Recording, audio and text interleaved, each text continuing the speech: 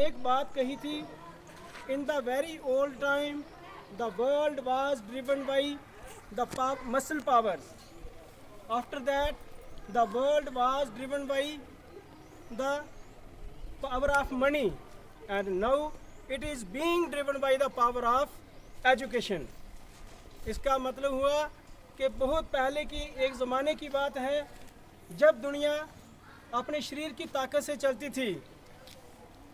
उसके बाद एक टाइम आया दुनिया पैसे से चलने लगी, और आज एक ऐसा वक्त आया है, आज दुनिया जो है वो शिक्षा के माध्यम से चलती है। शिक्षा होगी तो दुनिया आगे बढ़ेगी, तरक्की करेगी। ये हमारा अमेरिका है, जापान है, रूस है, ये बहुत एडवांस कंट्री हैं, जबकि इनकी पॉपुलेशन बहुत कम है। ये लोग मेहनती भी बहुत कम हैं, हमसे मेहनती भी कम हैं, इनकी पॉपुलेशन भी कम है, लेकिन ये लोग हमसे बहुत आगे हैं। इसका कारण क्या है कि यहाँ पर इन देशों में एजुकेशन का विस्तार हुआ, एजुकेशन को बढ़ावा मिला।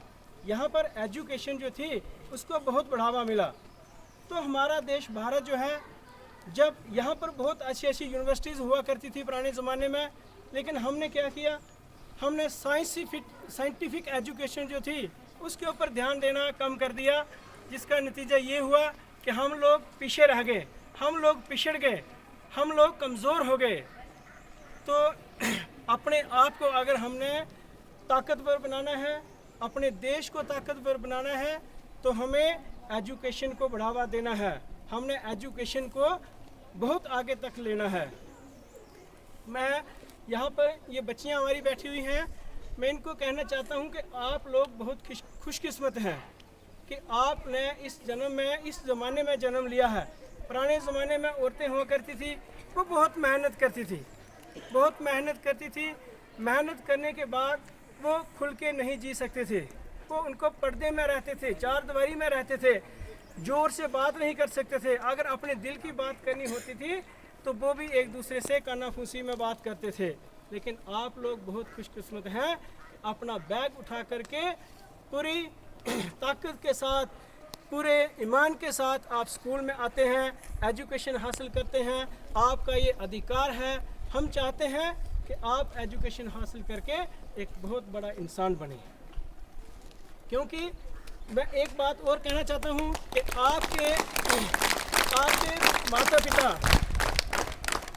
आपके माता पिता आपके ऊपर बहुत विश्वास करते हैं।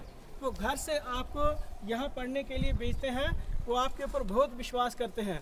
अपने माँ बाप को हमेशा अपने दिल में रखिए, उनको हमेशा याद करिए कि इतना मान सम्मान और इतने विश्वास के साथ आपको वो स्कूल में पढ़ने के लिए भेजते हैं। उनकी चिंता को समझिए, अपने टीचर्स की चिंता को समझिए। मैं आपको एक बात बताना चाहता हूँ। एक गाय जंगल में चर रही थी, तो वो चर रही थी, उसको बाघ मिला, उसने बाघ को देखा, बाघ आया, बाघ को जानते हो ना, बाघ आया, उसने बाघ को देखा, गाय अपनी जान बचाने के लिए वहाँ से भागी। तो जैसे ही गाय भागी, आगे दलदल था, गाय दलदल में फंस गई। तो पीछे से बाघ उसको पकड़ने के लिए आया, तो बाघ भी, गाय कुछ दूरी पे थी, बाघ भी पीछे पीछे उसके भागा, वो भी दलदल में फंस गया। तो गाय हंसने लगी। गाय कहती, बाघ तू तो मरेगा। उसने कहा, तू क्यों हंस रही है? अगर मैं मरूंगा तो तू भी मरेगी, तू भी दलदल में फंसी है। उसने कहा, गाय ने कहा, मैं नहीं मरूंगी, देखना। जब शाम हुई तो उसका मालिक आया।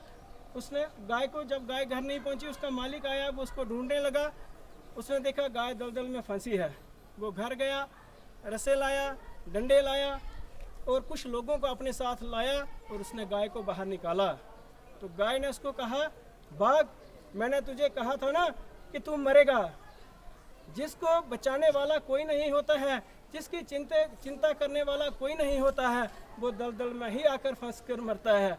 तो मेरे माँ बाप मेरी चिंता करने वाले हैं, मेरे अध्यापक, आप टीचर्स, आपके माता पिता आपकी चिंता करने वाले हैं, आपको दलदल में नहीं फंसने देंगे। लेकिन उसके लिए आपको क्या करना होगा? आपको उनकी बातों का, उनकी आज्ञा का पालन करना होगा। जो बातें वो समझाएंगे, उसका आपको ध्यान रखना होगा। पुराना ज़माना होता था, घर में बहुत सारे बच्चे होते थे, संयुक्त परिवार, बड़ा परिवार होता था। कोई आता था, बच्चे को थप्पड़ मारता था, वो हंसता था, खुश होता था। टीचर्स बच्चों को डांटते थे, हंसते रहते थे। लेकिन आज घर में क्या है, एक एक दो दो बच्चे हैं और बड़े सेंसिटिव बच्चे हैं, उनको उनके पेरेंट्स डांटते हैं, आप लोगों के पेरेंट्स डांटते हैं, आप लोग गुस्सा करते हैं। अगर आपके टीचर्स आपको डांटते हैं, आप उनके ऊपर गुस्सा करते हैं। तो मैं ये कहना चाहूँगा, आपके पेरेंट्स आपके पीछे, उनके जो डांटने के पीछे जो उनकी चिंता है, टीचर्स जो आपको डांटते हैं, उनकी चिंता को समझिए, उनकी वेदना को समझिए, उनकी हमदर्दी को समझिए। आपको वो किसी भी किस्म की बुराई के दलदल में नहीं फंसने देंगे। धन्यवाद।